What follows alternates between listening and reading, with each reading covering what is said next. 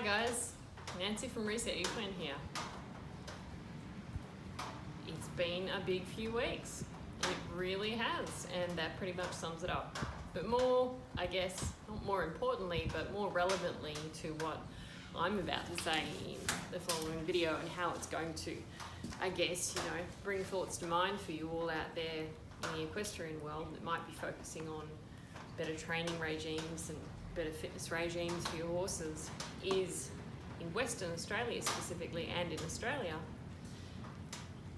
the last few days. So on Friday, of course, the Australian government announced that any mass gatherings over 500 people in an enclosed space or a static environment would be banned as of Monday. And of course, as things do change with an evolving biological health crisis like the COVID-19, there has been quite a lot of changes in the last few days, basically. And they are starting to, of course, recommend, as we all know, and we're all hearing plenty of information on more social distancing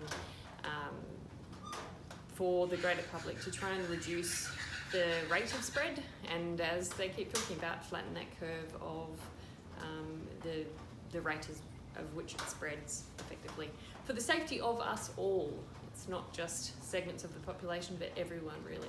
And how it's going to impact us all is in quite a huge manner. I mean, what we understand in our social understanding effectively of our world. Apologies about the rain. Well, no, the rain is fabulous. We're not apologising about that at all, but I didn't expect it to be so wet this afternoon. But anyway, what I was saying is this is really affecting our social climate, and one of the things that most relevantly affects all of us in the equestrian community is how it is actually affecting what most of us in a controlled and progressive training regime are working towards is competition. And many competitions in Western Australia, of course, have been cancelled. So, and most of us will be expecting to be spending time at home, not going out to crowded environments. There's regimes put in place by recommendations and protocols put in place by Equestrian Australia and also Equestrian Western Australia to limit these groupings together of humans that come from different parts of society. We may all have a horse, but we are going to take any infection with us and spread it. So that is really going to change things a lot for us all. Unfortunately, some of us also might find that we're in the position of being a little bit quieter in work, and I don't like to talk about that, but the reality is that many of us might be. We might actually be a bit quieter. This is really putting quite an effect on the economy, of course, as things slow down, and spending sort of focuses on areas like toilet paper, flour, pardon the pun. So what do we do? I think it's really hard in times like this and change to get overwhelmed and wonder our directions and our goals and our focuses have been lost. And probably the best thing for you all to be able to sit down if you're feeling that way is to accept that this is an opportunity for many of us in the equestrian community that have horses in training for a sporting discipline or another, to sit down and consider what can we do in this time that we're not going to be exposed to generalized performance situations, generalized training situations that are apart from our normal everyday training environment, and what we can actually be doing to provide a more thorough, more progressive, more steady fitness, skill and training regime for our horses. So it's going to start off really simply, basically. All you need to do to gain a little bit of control back in a situation where every day and multiple times a day we're starting to, I guess, have different goalposts put in front of us and different criteria we need to meet. But once you get a chance, and perhaps it's a good thing for everyone to sort of find that peace of mind, is to sit down with a pen or a paper or your phone or your iPad or whatever you want to do and write yourself down.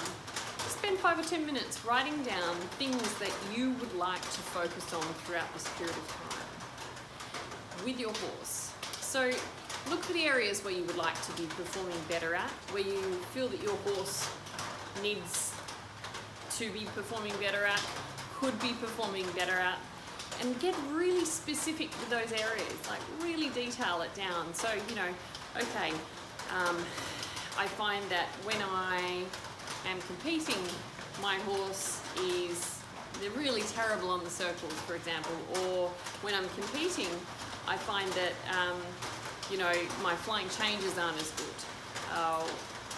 Or when I'm competing, finding the right leading leg before a fence, because that's where you're setting it up, or through as you're going over the jump, is problematic. And break down those areas, you know, where it might be. Start simply, start broad, start at the competition level, then start to think about what it is that your horse is doing, what it is that you're doing, how you're responding. And what I'm going to do in the next week or so is I will actually be, throughout this period of time, putting a lot more online content on for everyone to access. It's a good time for us to be learning. We can't do it together at this point in time, but we can do it separately.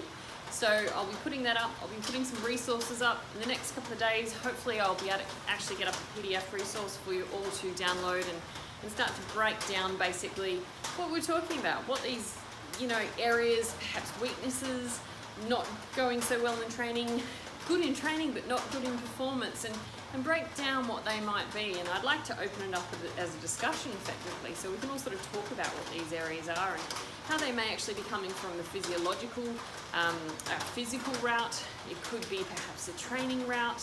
There could be a correlating mobility issue, and spend this time that we've all some of us have ended up with. Unfortunately, if you're in the healthcare industry, you probably haven't ended up with this time, but some of us will have time. We certainly will have those times that we would have spent at a competition now to actually spend on training our horses. You know, up until the point where we may not be able to attend them if we're at adjustment centres potentially, but let's not talk about that for now. I think we'll still probably be able to be doing that for a fair while longer. So in times of uncertainty and times of crisis and times where things change and the change that's happening is out of our control, what we can actually do to refocus ourselves and provide the consistency and the certainty and the routine that our horses so desperately crave from us is to come up with a plan of our own basically and provide ourselves with those boundaries, ourselves with that certainty, that consistency and that routine. So stay tuned. I'll pop a PDF up in the next day or so, or a couple of days, and you can all download that. And that will give you a bit of a framework to start with, sort of, you know, looking at goal setting and not specifically goal setting, but looking at specific training areas or specific mobility areas that you might be wanting to use this valuable time to actually improve on before we return and recommence our competition season, whenever that is. All right, that's enough from me now. If there's anything that comes to mind while you're watching this video, just pop it in the comments before. I'd love us to get a rolling conversation starting and talking about what we can actually be doing to make the use of this time that we may have on our hands. Take care. To be really corny, wash your hands, look after yourselves, and I look forward to chatting to you soon. Bye.